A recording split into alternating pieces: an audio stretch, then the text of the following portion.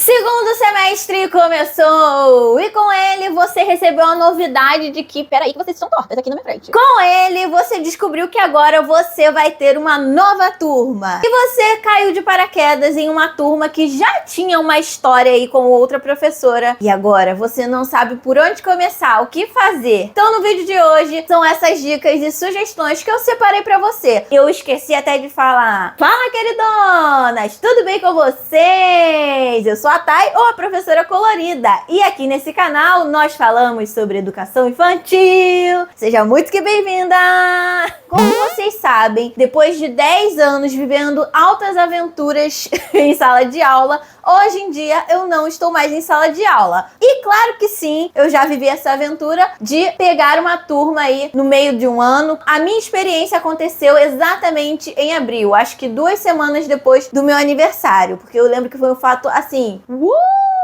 histórico na minha vida. E aí eu entrei para cobrir uma licença maternidade da querida tia Maria maravilhosa. Depois de eu já estar trabalhando vários e vários anos com turmas de crianças de 4 a 5 anos, eu entrei numa nova escola para trabalhar com a turma de berçário 2. E nesse contexto de assumir uma turma para uma licença maternidade. Então, olha a responsabilidade. Fiquei com medo, fiquei apreensiva, fiquei insegura, fiquei tudo que vocês sentem também quando vocês vão entrar numa nova escola, numa nova jornada, enfim. Eu também sinto essas coisas e faz parte, a gente só não pode deixar isso nos paralisar. E digo mais, foi através dessa experiência com o berçário, porque anteriormente eu já havia tido a oportunidade de trabalhar com berçário, mas eu não gostei nada. E eu acredito muito que eu não gostei devido ao estilo que a escola desenvolvia as propostas. Mas nessa escola eu me encantei e descobri o prazer que é trabalhar com uma turma de berçário. Berçário 2 é tão importante quanto uma turma de pré-2, que é aquela turma de pré-alfabetização nas escolas da educação infantil. Gente, em um ano, esses bebês, eles mudam, eles desenvolvem de uma tal forma, de uma tal maneira. Eu falo mais sobre isso num vídeo que eu tenho aqui só sobre berçário. Então, eu vou deixar aqui linkado na descrição do vídeo para você assistir depois, se for do seu interesse. Então, sabendo já do meu contexto, o que eu posso te dizer sobre essa adaptação? Sai uma professora, entra uma nova professora nessa vida dessas crianças e a sua adaptação com as famílias e as prioridades para você fazer na sua documentação quando você botar seu pezinho oficialmente dentro dessa sala de aula. Primeiro, eu quero que vocês imaginem 2 contextos. Um é você, professora, que está chegando nesse ambiente, que está preparado para essa adaptação. Ou seja, a escola já montou um plano de adaptação para sua chegada a essa turma. Você vai ter o acompanhamento da professora que está saindo, ela vai te passar ali tudo o que vai acontecer. Acredito que nesse caso, essa professora que está nesses privilégios, que isso é privilégio, gente, nem vai estar aqui nesse vídeo, mas eu vou trazer essa visão também, porque pode acontecer. No caso da licença maternidade, é muito comum acontecer isso, e comigo foi assim. Eu tinha a tia Maria comigo ao meu lado, acho que nós ficamos juntas por 2 ou 3 semanas, e ela foi me passando o mapa da turma. Havia um plano a ser seguido de adaptação, a escola traçou esse caminho, e assim, é muito maravilhoso, porque você chega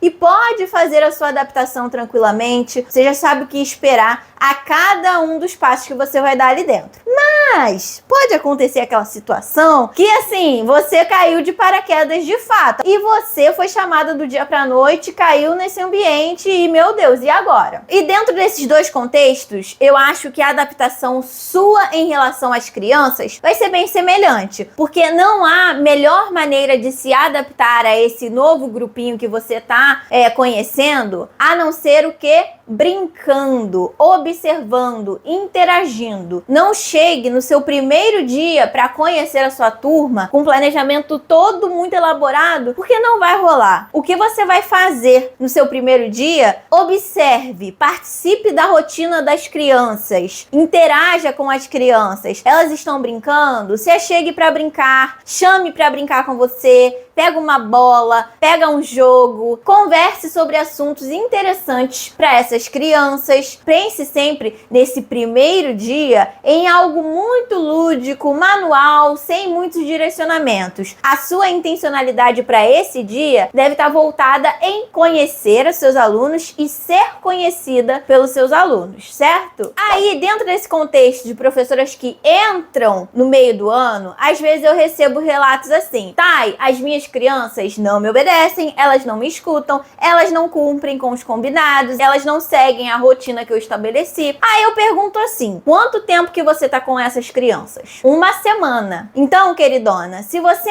entra numa turma que já está há 6 meses com outra professora e você acabou de chegar, não caia na besteira de querer mudar de uma hora para outra a rotina das crianças. Primeiro de tudo, porque essas crianças, e vamos pensar em cada criança, tá perdendo o seu principal ponto de referência dentro da sua sala de aula, que é essa professora que ficou 5 meses, né, tirando janeiro, 5 meses com ela, de segunda a sexta-feira, num período longo do dia com essa professora. E aí você chegou, tem agora essa novidade: perdi uma professora, mas chegou outra. E essa outra professora quer reestruturar logo de cara uma rotina que essa criança já está estabelecida e já está segura. Lembra, gente, que as crianças adoram assistir vídeos, filmes, histórias, pecinhas de teatro, brincadeiras repetidas. É uma sensação de conforto e segurança. Eu sei o que esperar daquilo ali. Então, por isso até mesmo que é importante nós termos a rotina na sala de aula. A criança já sabe o que esperar daquele dia na escola. Então, imagina só,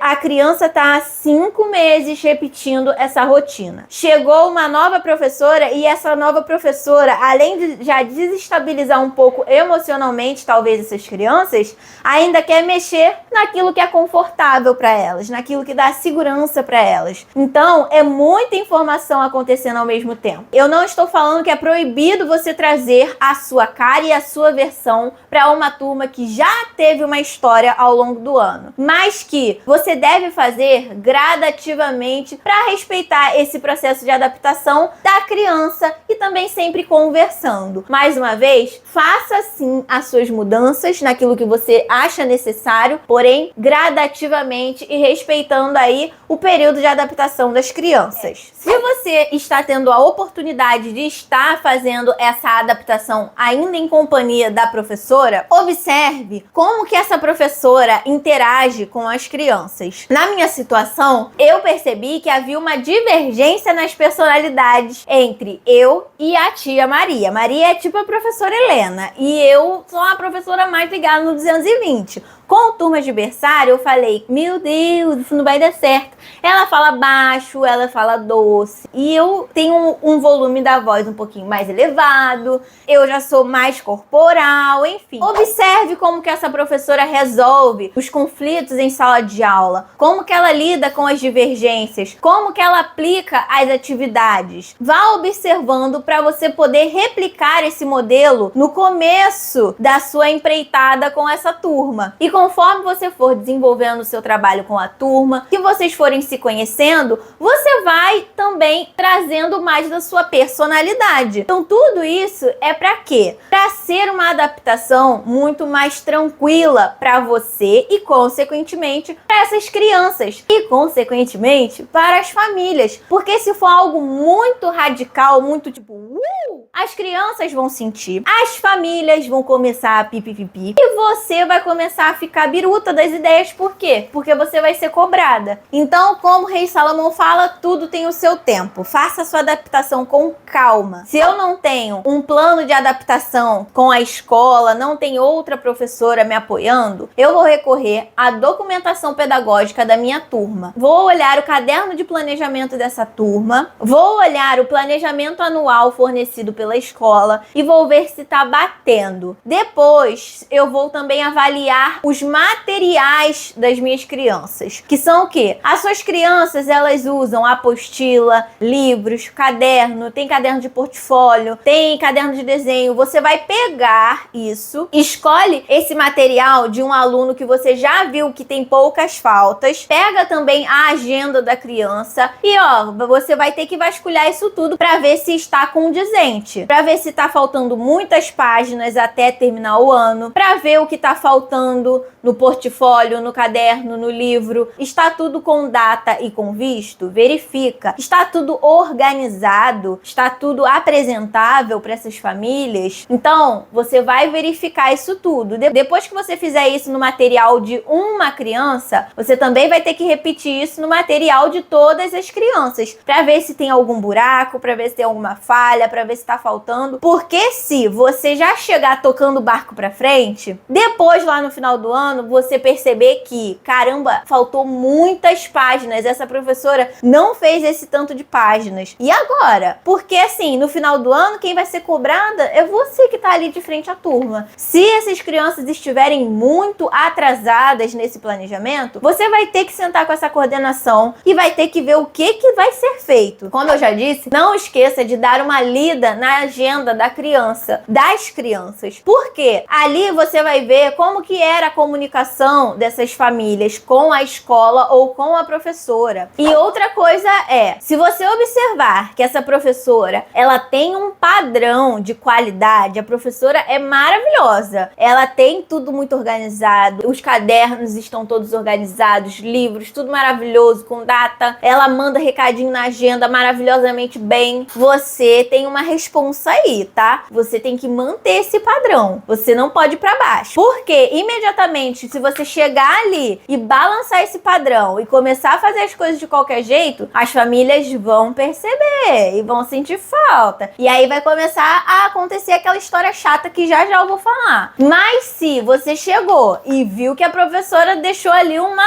baguncinha pra você, aí você tem que elevar o padrão, tá? Vou buscar ser organizada, buscar manter o material dos seus alunos organizados. Não estou falando de perfeição, estou falando de organização. E para te ajudar na organização, eu tenho novidade, mas lá para 2025, que é tcharararam! Ele voltou! O planner da professora para educação infantil foi atualizado com sucesso para te apoiar novamente agora em 2025, com todas as suas ferramentas para te auxiliar na sua organização de professora, como área para os seus dados pessoais, novidade número 1, dicas para sua organização em sala de aula, área para dados dos alunos e responsáveis, lista de materiais, quadro de rotina, calendário anual e mensal. Novidade número 2 são os destaques do mês com lembretes de datas comemorativas, minhas sugestões do que trabalhar no mês e área para você anotar o seu foco para o desenvolvimento com a sua turma em cada mês. E claro que eu também coloquei versículos bíblicos pensados com muito carinho para te inspirar em cada mês. Novidade número 3, agora temos o organizador semanal vertical, perfeito para suas anotações rápidas da semana. Folha para anotações de ocorrências e atestados, lembretes, folha gabarito para o seu plano de aula e a pedido, folha com linha, guia para desenvolvimento de projetos, aquela área turbinada da BNCC atualizada, com resumos, tópicos, sugestões de atividades, quadro da BNCC de cada um dos campos de experiências. Folha para registro de aprendizagem individual da criança. Com certeza, ela vai te ajudar na elaboração dos relatórios individuais. Novidade número 4, dicas para organização da sua reunião de pais e ferramentas para deixar sua reunião mais organizada ainda. Você trabalha por mestre, trimestre ou semestre? Dentro do arquivo você vai encontrar todas as capas para te atender, independente da maneira que você se organiza. Nós fizemos vários modelos lindos e maravilhosos para você escolher. E também tem diversas opções de capas para você chamar de sua. Quer saber mais sobre o nosso planner? Leia a descrição. Beijo! São pequenos detalhes, gente, que fazem a diferença para as famílias. Porque se houver essa distância entre uma e outra, as famílias vão começar a comparar. E isso é muito ruim para o nosso trabalho, porque, como eu disse, quando eu cheguei para assumir uma turma, eu cheguei cheia de insegurança. Imagine se eu entrasse já em um ambiente cheio de comparações. Graças a Deus eu não tive isso, mas eu sei que acontece com outras professoras. Essas comparações do trabalho da outra professora de maneira negativa. Ah, porque a outra professora fazia isso melhor. Às vezes é porque a família é cri-cri mesmo, porque ela não quer aceitar que a outra professora teve que sair. Então você também tem que ter esse balanço. Outras vezes a culpa pode ser da gente mesmo e nós vamos ter que parar e analisar. Converse com a direção, converse com a coordenação, se você achar que é válido, e leve e pergunte, sabe? Se realmente está acontecendo alguma coisa, o que você pode fazer para melhorar. Eu sou dessas, eu pergunto, eu converso, eu quero saber. Não gosto de ficar guardando isso dentro de mim. Outra pergunta é, como se apresentar para as famílias? Lembra lá do que eu disse no começo, uma escola organizada já vai ter um plano de ação para adaptação, ou seja, essa escola já vai ter programado uma apresentação. Você vai falar um pouco sobre você, sobre a sua trajetória, sobre a sua formação, sobre a sua trajetória, que eu digo, seus trabalhos, Thay, essa é minha primeira turma. Então você vai falar, estou entrando na minha primeira turma, venho de uma formação X. Deixe claro para as famílias que é minha primeira vez aqui, mas eu tô assim com gás para fazer isso dar muito certo. Eu quero fazer e acontecer nessa turminha aqui. Estou disposta, estou vestindo a camisa. Todo professor já teve a sua primeira turma e se esse é o seu caso, mostre a sua disposição. Nada melhor do que isso. Não só mostrar a sua disposição ali no primeiro encontro, mas conforme o seu trabalho for acontecendo, que isso seja algo que se destaque em você, a sua vontade e a sua disposição de estar ali com a sua nova turma. Agora, Thay, eu já estou trabalhando com os meus novos alunos há um mês e até agora ninguém fez uma apresentação. Neste caso, algo de errado não está certo.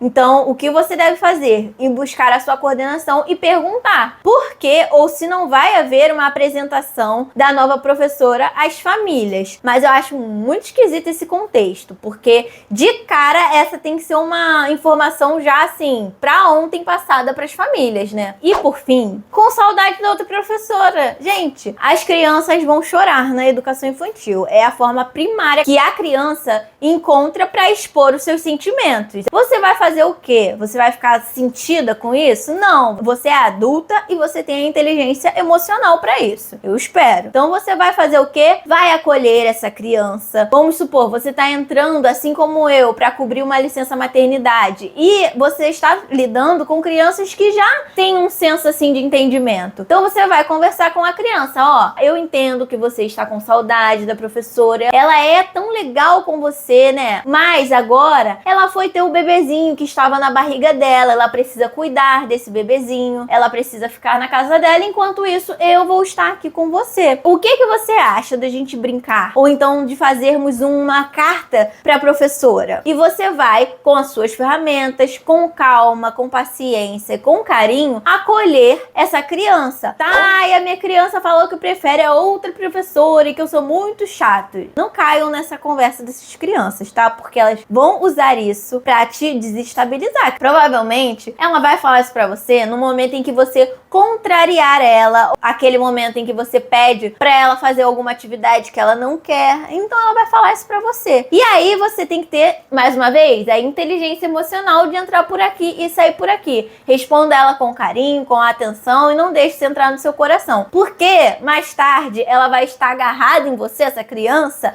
falando que te ama. A criança vai naquilo que a convém. Lembrando que são apenas sugestões. Sugestões que estão aqui, ó, juntinhas com as minhas experiências aí em prática na sala de aula. E eu espero que esse vídeo possa ter te ajudado, possa ter aliviado aí os seus pensamentos, as suas emoções, o seu coração, tá bom? Um beijo, fique com Deus. Qualquer dúvida, deixa aqui nos comentários, que aquilo que eu souber e conseguir ajudar, eu vou estar aqui te respondendo, certo? Um beijo, fique com Deus e até o próximo vídeo. Tchau, tchau!